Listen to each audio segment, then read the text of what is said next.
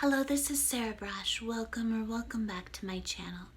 So I want to talk about Phillip Atiba Goff, and I want to talk about his role in the Black trauma moral outrage industry. I want to talk about his role in the witch hunt at Yale that almost got me killed. I just want to talk about a lot of things. I want to talk about how he's an evil and sick, lying bigot and fraud and charlatan, and he should resign in abject shame for what he did to me.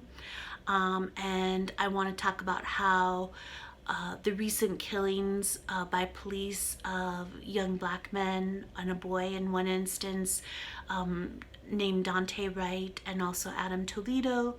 Adam Toledo was the 13-year-old who was shot very recently in Chicago. I want to talk about how those killings actually thrill Phillip Atiba Goff. He has dollar signs in his eyes. He could not be happier that these two young black men, one a 13-year-old, of course, the other a 20-year-old, were killed by police officers. He is so happy and thrilled that this has happened. He's a really sick and evil person.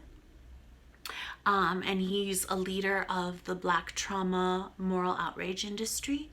So Phillip Atiba Goff is a Yale professor. I guess he's in the African American Studies department and the sociology. The psychology department, which makes perfect sense because the psychology department played a huge role in the witch hunt at Yale that almost got me killed. And so Phillip Atiba Goff is known for his institute, which is called the Center for Policing Equity, I believe, or it's Equity and Policing Center, but something like that. I think it's the Center for Policing Equity. So anyway, so he was hired quite recently at Yale.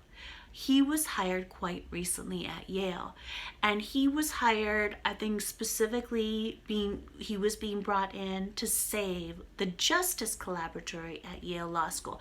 I was a member of the Justice Collaboratory at Yale Law School. Tom Tyler, one of the co-directors of the Justice Collaboratory at Yale Law School, along with Tracy Mears, was one of my advisors. He was absolutely thrilled to be my advisor. He loved my social, psychological, empirical study that I was designing on the nature of authority and the nature of legitimacy and the nature of the relationship between the two. He absolutely loved it.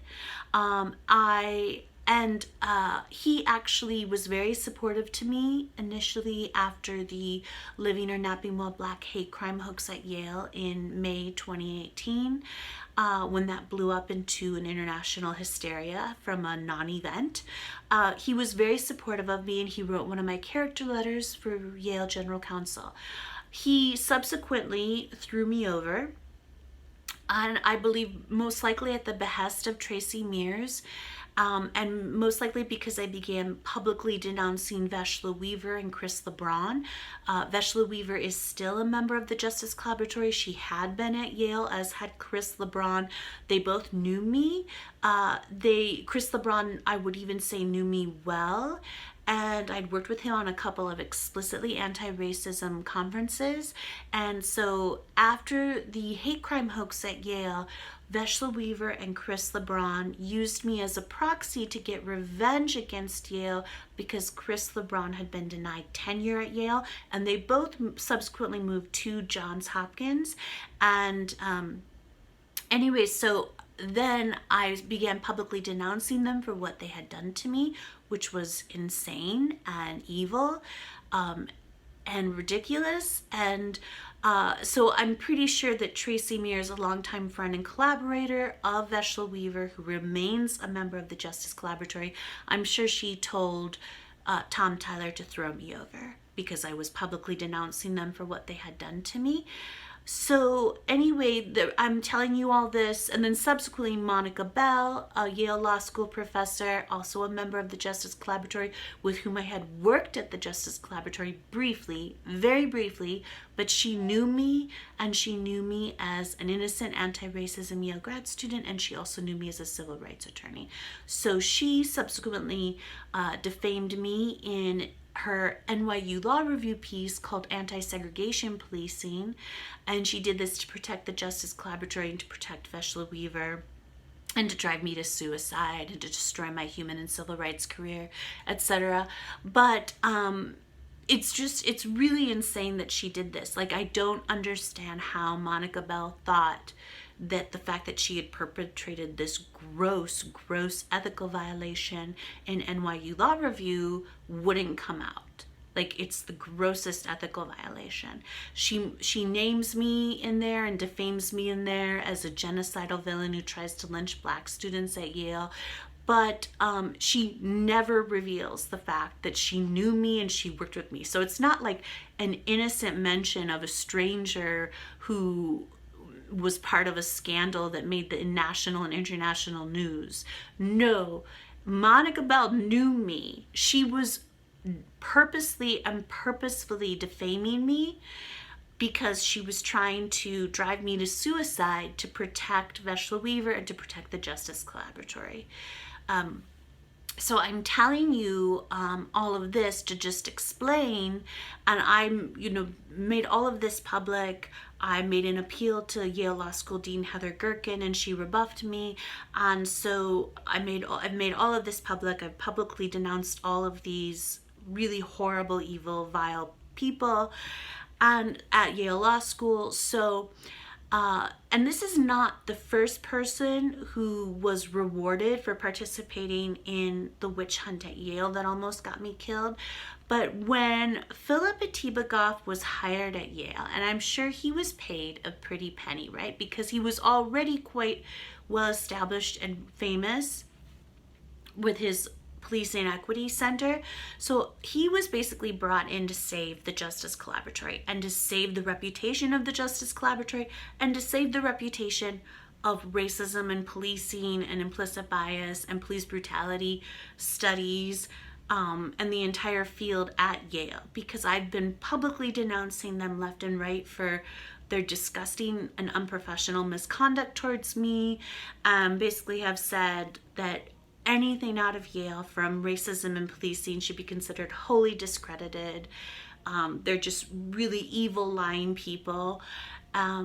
What they did to me is obscene and insane.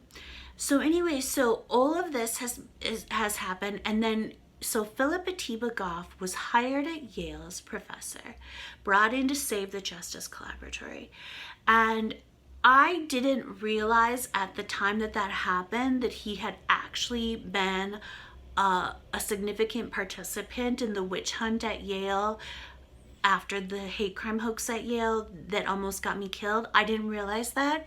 And I actually had thought highly of him in the past. And so I said, well, I'm sure he got paid a pretty penny by Yale President Peter Salovey, because they want him to come in and save the Justice Collaboratory and save racism and policing studies at Yale and the psychology department, because they are so just humiliated and shamed publicly after I've been publicly denouncing them and exposing them as the lying bigots and frauds that they are. So I actually said that, like I tweeted it, etc., put it on social media and whatnot. And so relatively recently, I came to realize, because you have to understand, like, it's really traumatic and hard for me still to watch all of the just disgusting garbage that was published about me, written about me, said about me. It's really difficult for me. And a lot of it I still haven't looked at. So some of it I was looking at recently, and I know that I have to keep on top of this, the new stuff that's coming out, but I also have to go back over the old stuff too, and I have to collect evidence for my legal pursuits, etc., and just for my own protection and just for my own knowledge. But anyway, so I realized that that Phillip Atiba Goff had been a huge player in the witch hunt at Yale that almost got me killed. And there's no way that he didn't know who I was. There's no way that he didn't know that I was an innocent anti-racism Yale grad student. There's no way that he didn't know I was a civil rights attorney. There's just no way. So he knew that he was telling disgusting lies about me. He knew that he was likely driving me to suicide and inciting my murder. He knew that he was destroying my human and civil rights, academic, and legal careers. He 100% knew. So of course, I believe now very strongly that his being hired at Yale, yes, I still think in part it was to come in and save the Justice Collaboratory, but I also think that it was a reward for him for having helped the Yale administration try to get me killed, and just like so many other people have been rewarded by Yale President Peter Salovey for helping the Yale administration try to get me killed. And I don't want this video to get too long. I'm gonna do more videos specifically about the Black trauma moral outrage industry, and Phillip Atiba Goff is a huge player in the Black trauma moral outrage industry, and that's why at the beginning of the video I said he is absolutely thrilled. He could not be more thrilled that Daunte, Wright, and Toledo were killed by police officers. He has dollar signs in his eyes. He is beside himself with joy that this has occurred, because all he cares about is making moral outrage industry money. He doesn't care about getting innocent people killed. He didn't care about getting me, an innocent person, knowingly getting me killed. He didn't care. He's a sick and evil, lying bigot and fraud who will do anything for money, and the entirety of his scholarship should be considered a living while black race hoax and wholly discredited. Please ignore everything that Yale professor Phillip Atiba Goff has to say about racism, policing, implicit bias, police brutality. Just ignore all of it. Ignore everything. He's sick and evil. He's a lying bigot and a fraud and a charlatan, and he's happy. He exploited the killings of black men to destroy living while black. He is responsible for destroying living while black by turning it into a race hoax and a blood sport targeting vulnerable white women with mental health disabilities like me for moral outrage industry money and gain, and at the behest of the Yale administration. He is evil. He's a sick and evil person.